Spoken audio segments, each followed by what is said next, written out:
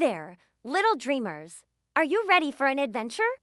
Today, I'll tell you the story of the brave little cloud. Let's dive in! Once upon a time, in a sky full of big, fluffy clouds, there was a tiny cloud named Puff.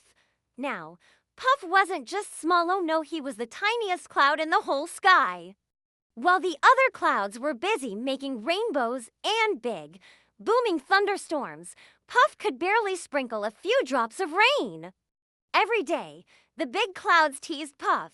"What can you do, Tiny Puff?" They laughed.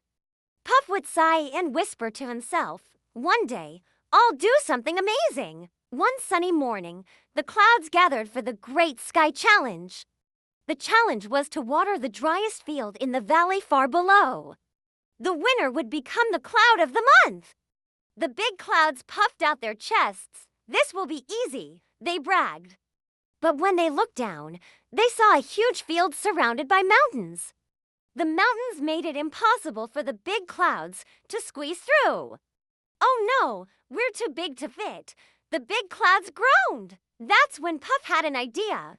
"Maybe I can try," he said. The big clouds chuckled. You're too small." But Puff didn't listen.